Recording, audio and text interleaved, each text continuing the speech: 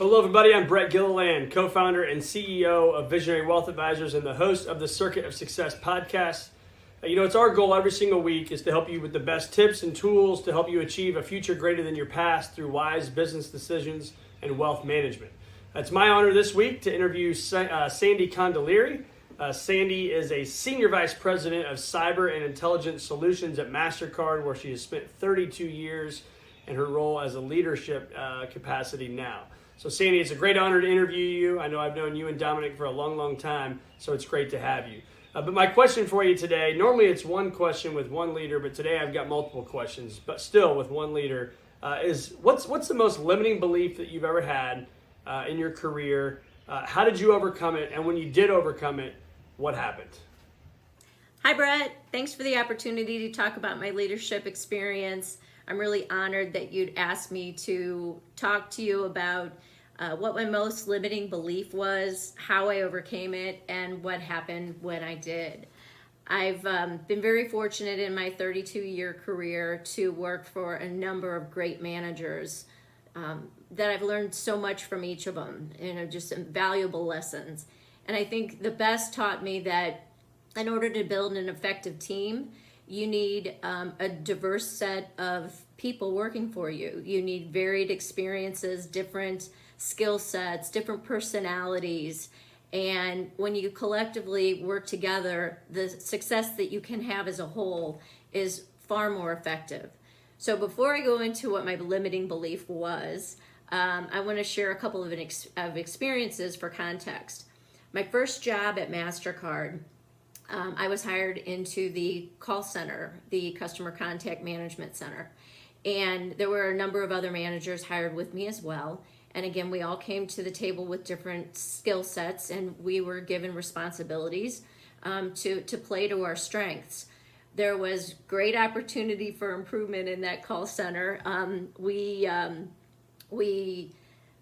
at the time, it had the lowest employee engagement survey results of the company. And we also had opportunity to utilize call center management tools and improve efficiencies, cut operating costs, increase revenue.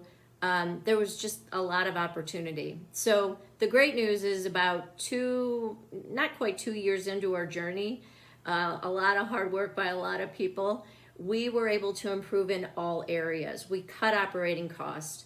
We increased our revenue. We also were even featured in Call Center magazine because of all the success that we had had.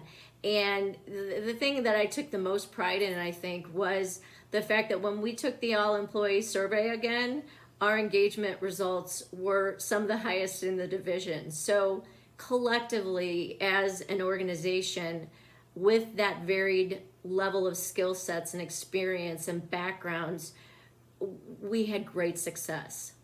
But despite that great success, I had my own limiting beliefs and what I saw as weakness, and where I felt that I was at a deficit myself.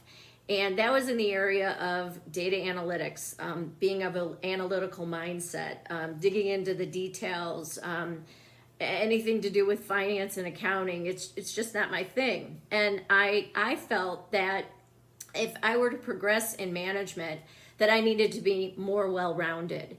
And so what else I found very helpful was that in addressing my areas of concern for myself, what I saw as opportunities, is Mastercard used the DISC personality assessment.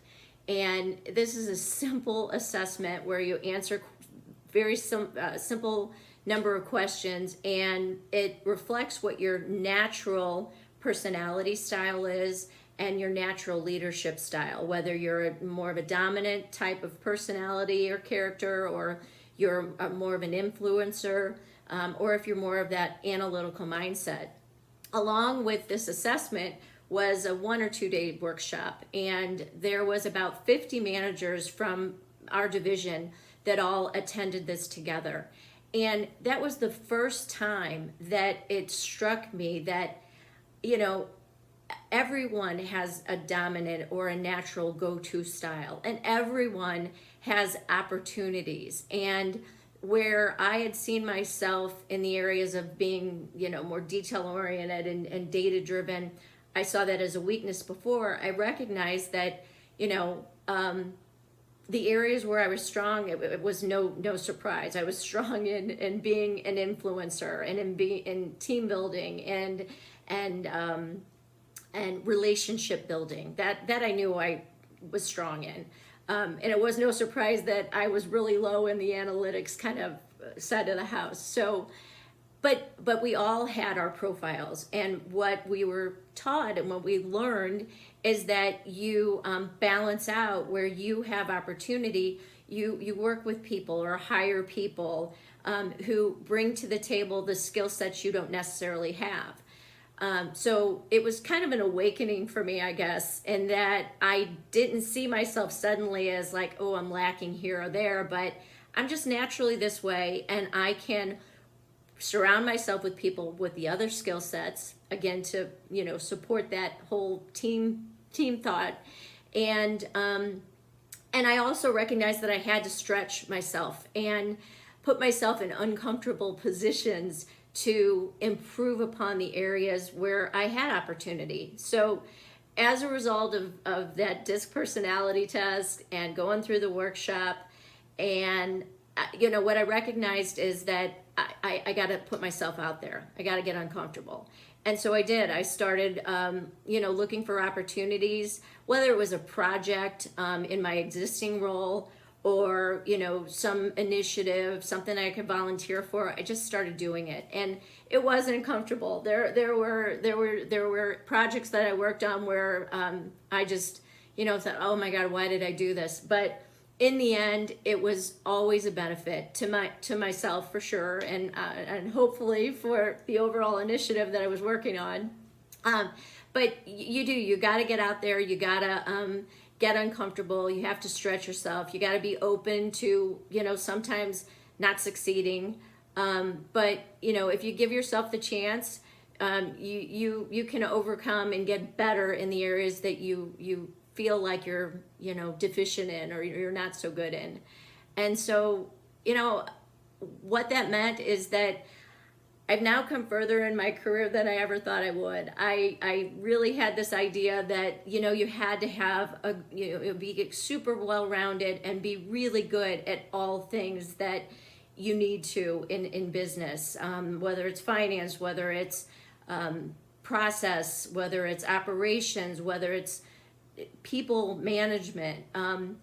You can learn to do well a little bit of all of those things, but most importantly, you can build your team and bring those skills that you aren't as strong in to the table, and collectively you will be successful.